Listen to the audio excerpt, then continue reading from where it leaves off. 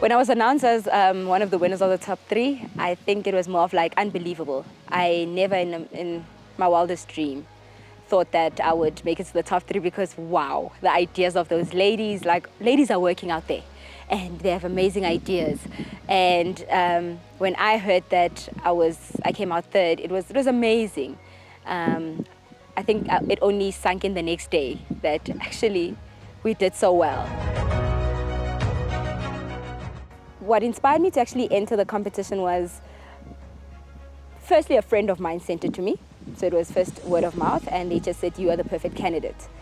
Then when I looked at it, I was like, actually, this is it. And I looked at what I would also gain, that it would also improve my pitching skills. And I loved the prizes, that it's things that will empower you and your business. And I think that's what I loved. And especially as a farmer, you don't have a lot of companies, especially like also private companies that want to help you and empower you. So this for me was like, you know what, I'm going to take a shot. And once I entered, and when we were announced as the top 30, I was motivated. The prizes have had a very positive and a big impact on the business. I bought a stud bull, so it's a registered bull, because we in the livestock business, so it will improve my genetics. We were also able to bring in new rams, so we know that at least also not just our livestock, but also our small stock will be better. And we'll have more genetics. And this, I mean, farming is a generational business, so I know that it will bring me offsprings that will actually continue into the next generation. With the education prize, I was able to pay my fees for my master's degree. I was able to register the student program, of which now the kids here, the females that are here, because we take females that are doing their 3rd year, who need to do the integrated learning. They won't just be leaving with just the experience, but now they will have tangible evidence and accredited certificates.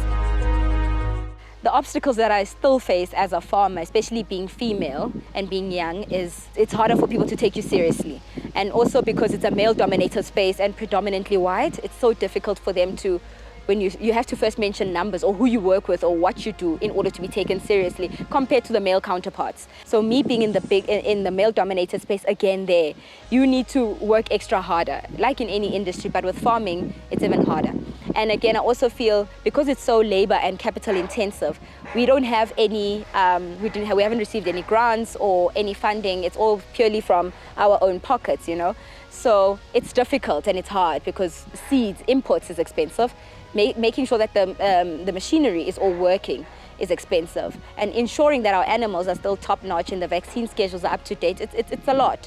So we face a lot of those financial challenges. Access to markets is also still, luckily, as a 3rd generation, I didn't struggle per se because I had my grandfather and my father pave that way for me.